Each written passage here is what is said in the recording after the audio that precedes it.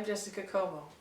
I will be sharing with you a brief introduction to this beautiful instrument, the Mountain Dulcimer, and demonstrating for you an accessible technique for playing it. I will also be showing you how to produce a cleaner, warmer, and smoother sound on the Mountain Dulcimer, and I'll also be teaching you how to play a song using this approach. Our first step is learning how to hold the dulcimer. Play while seated so that the dulcimer can rest balanced and level in your lap. Have a chair the right height or wear the right shoes so that you do not have to lift your toes to keep the dulcimer flat or push your legs out to keep it from sliding towards you. If you are right-handed, the headstock of the dulcimer should be on your left. Angle the right side of the dulcimer towards your hip for greater stability.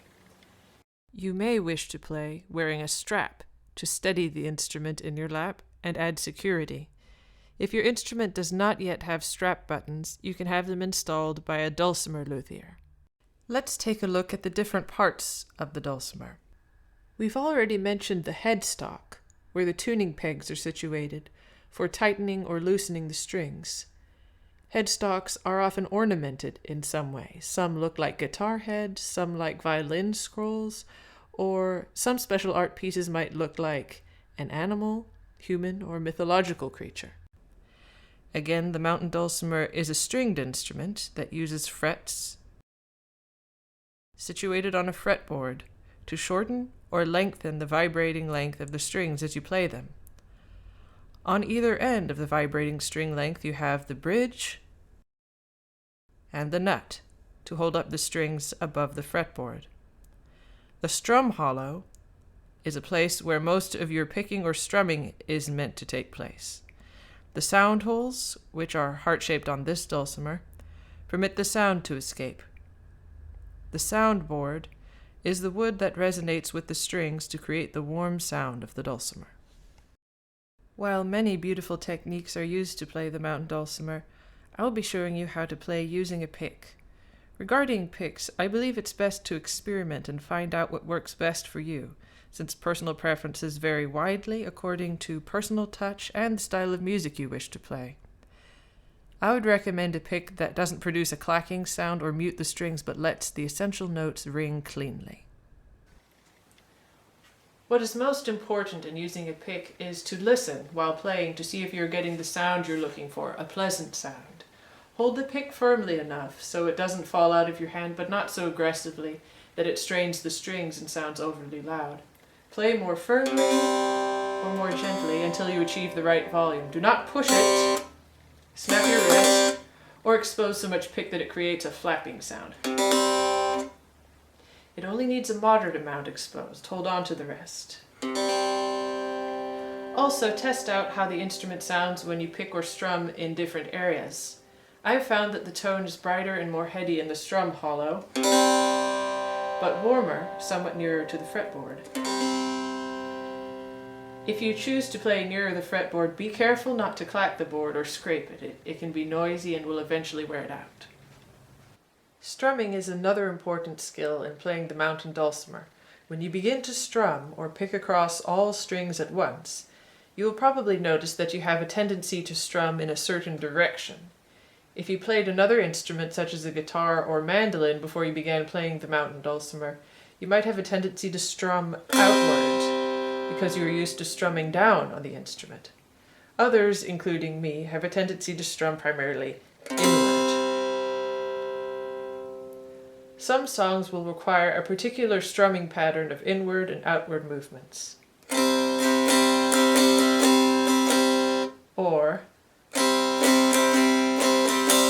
for instance, The Water is Wide is less demanding in its strum patterns, but it is still good to become coordinated with the pick in this way. Practice strumming both back and forth to discover the pick angle, pick exposure, and amount of pressure needed to produce a pleasant sound easily and smoothly. I mentioned the strings earlier. Let's talk a little bit more about those.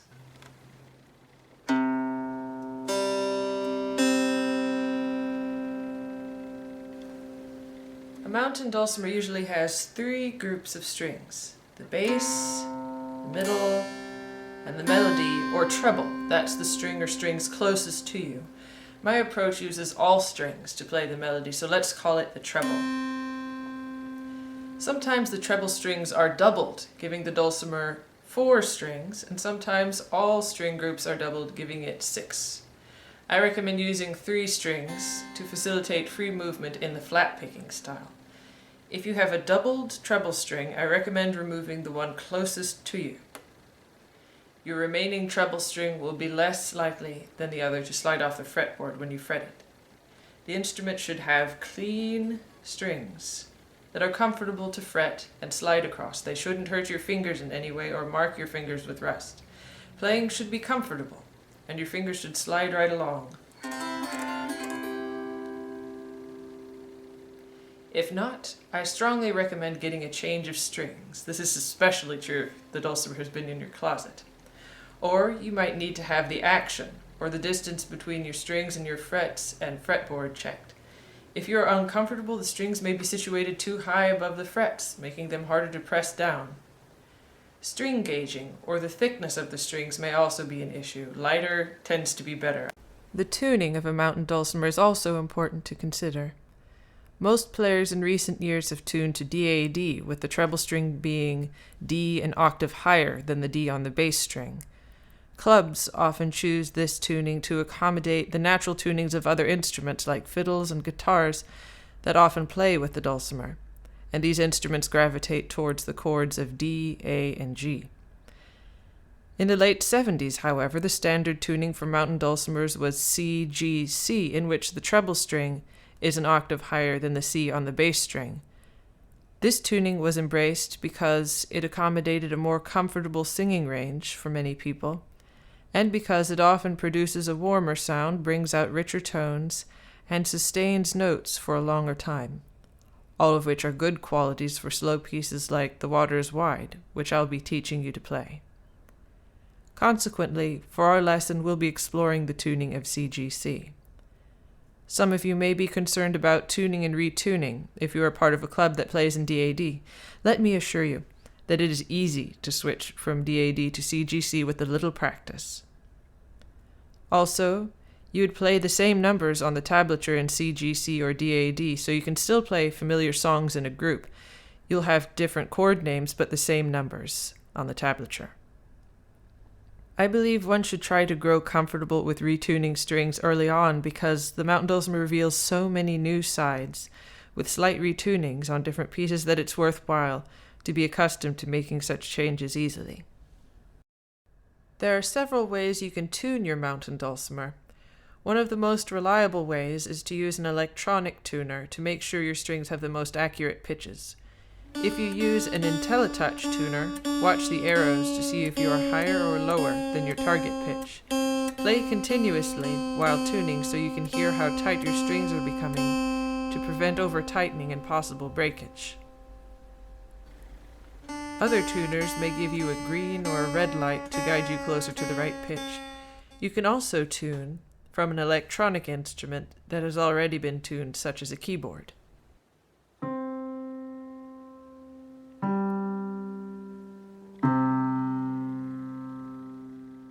Once you are tuned, you can begin to explore the sounds each fret makes.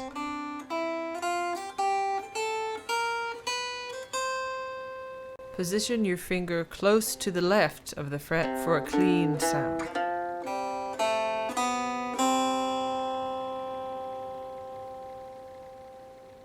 Not on the fret, because that will mute the sound. Not in the middle area or too far to the left of the fret, because then you get buzzing or pitch problems. You can start playing the major scale in C with one finger, or start the scale using your ring, middle, index finger going up, and then your index, middle, and ring finger going down.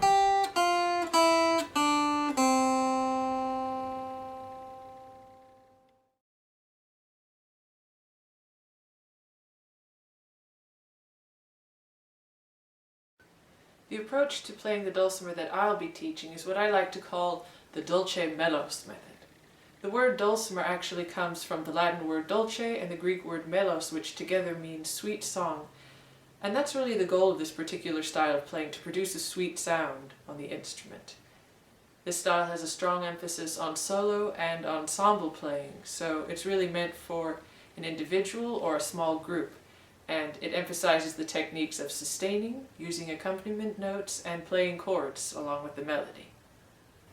The Dulce Melos method is different from the strum style and the dum ditty method. Perhaps you've heard people play in the dum ditty style at a club to help keep timing.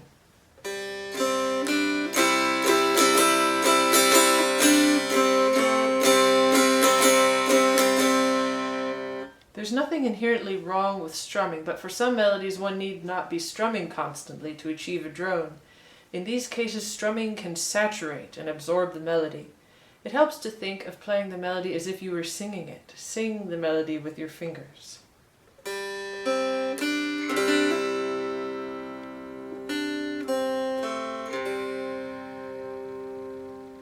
Again, a major feature of this method is sustain, or permitting notes to sound for as long as they naturally should. Whether you are finger walking along the fretboard with several fingers to play the melody or using a single finger, sustain is possible and adds a lot of feeling to your playing. The secret is not to release your finger or fingers prematurely. Remember, the first note is not over until the next one has begun. Otherwise, each note will sound glottalized, ah or ah, instead of oh.